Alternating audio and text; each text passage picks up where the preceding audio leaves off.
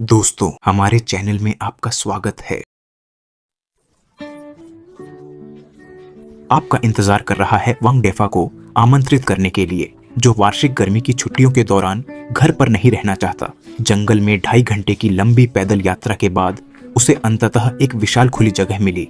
उसने अपना बैग लटकाया और जमीन पर मौजूद खरपतवारों से निपटना शुरू कर दिया।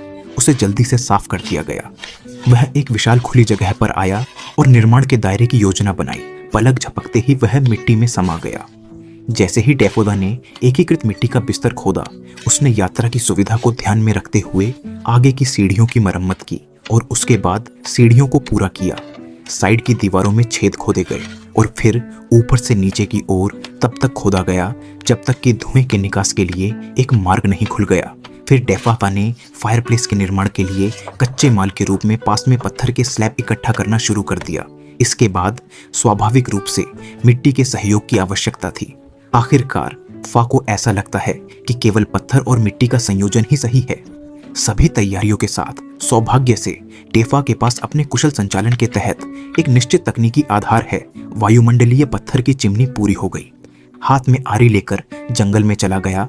उसने पहले सिर पर कुल्हाड़ी से वार किया और शव को आवश्यक लंबाई के अनुसार लकड़ी के छोटे टुकड़े में काटने के लिए इस्तेमाल किया। इससे परिवहन के दौरान काफी ऊर्जा की बचत होगी।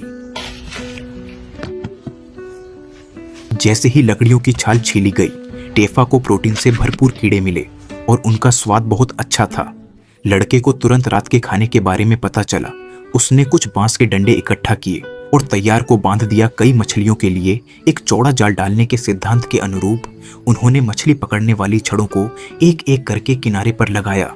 तभी वह काम से संतुष्ट हुए। आश्रय का निर्माण करते समय डेफा ने सभी बीजों को ठीक करने के लिए पहले एक कुल्हाड़ी का उपयोग किया, फिर उसे एक निश्चित गहराई तक काटने के लिए एक आरी का उपयोग किया, फिर संबंधित स्लॉट की मरम्मत के लिए एक नक्काशी वाले चाकू का उपयोग किया, स्तंभ पर क्षतिग्रस्त संरचना और फिर मुख्य फ्रेम के निर्माण के लिए आए। ऐसे तो लोहे की कील की जरूरत नहीं पड़ती।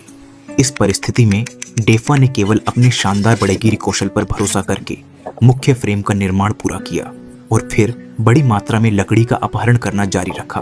और मुझे नहीं पता कि कितनी देर तक समान लंबाई के अनुसार लकड़ी के खंडों में काटा, इससे पहले कि डेफा उसकी आंखों के सामने ढेर हो जाए। लकड़ी के खंड, हाँ, यह दीवार बनाने के लिए उपयोग की जाने वाली मुख्य सामग्री है। वह इसे धीरे धीरे ईंटों की तरह मिट्टी से बनाने की योजना बना रहा है, लेकिन इस विधि को कम मत समझो।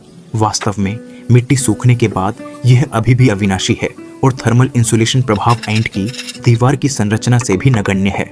फायरप्लेस के सुचारू निकास को सुनिश्चित करने के लिए दोनों तरफ की दीवार की सीलिंग पूरी हो गई है।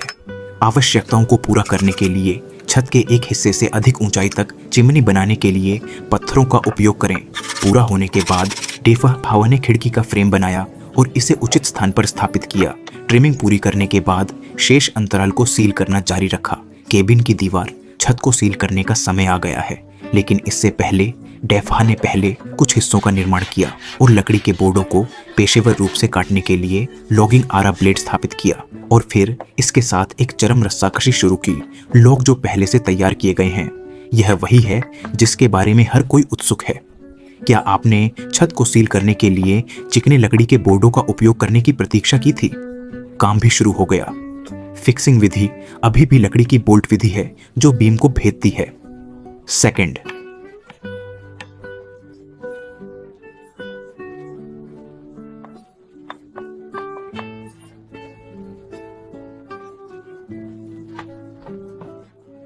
छत पर सीलिंग का काम पूरा होने के साथ डेफा ने तैयार तिरपाल को खोलकर उस पर रख दिया और फिर इसे नम मिट्टी से ढंकना जारी रखा।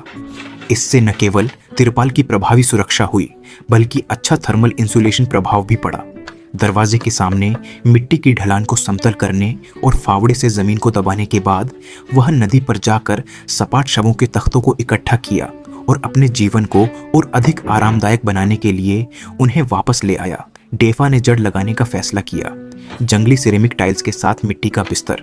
मुझे उम्मीद नहीं थी कि इस आदमी के पास न केवल उत्कृष्ट बढ़ईगीरी कौशल है, बल्कि प्रथम श्रेणी के ईंट बनाने के कौशल भी हैं। बिस्तर बोर्ड बिछाने का काम पूरा करने के बाद उसने बिछाने के लिए उसी तकनीक का उपयोग करना जारी रखा। फिर डेफा ने घास का एक टुकड़ा पाया और उसे नीचे गिरा दिया।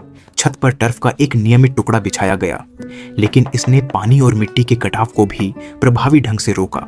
इसके बाद ही मैं गेट के उत्पादन से संतुष्ट हुआ और फिर गेट को काटना पड़ा और लकड़ी के बोर्ड को काटना पड़ा एक उपयुक्त लंबाई तक, और फिर लकड़ी के खूंटों के माध्यम से फ्रेम में तब तक लगाया जाता है जब तक कि अंदर सब कुछ ठीक न हो जाए। एक साफ और सरल दरवाजा बनाया जाता है और इसे एक लोक शैली के हैंडल से सुसज्जित किया जाता है। न केवल इसे भरे, फिर डाइनिंग टेबल पैनल बनाने के लिए उसी विधि का उपयोग करें और शानदार वुडवर्किंग तकनीक के माध्यम से फोल्डेबल टेबल पैरों को स्थापित करना जारी रखें। मछली पकड़ने वाली छड़ी की जांच करने के बाद अंतिम परिणाम काफी संतोषजनक था। नदी के किनारे जाकर इसे साफ करने के बाद टेफा संतुष्टि के साथ आश्रय में लौट आई और स्वादिष्ट भोजन सत्र शुरू किया। जैसे ही तली हुई मछली का एक टुकड़ा बाहर से कुरकुरा और अंदर से कोमल बर्तन से बाहर आया, टेफा ने आरामदायक बाहरी जीवन का आनंद लेना शुरू कर दिया।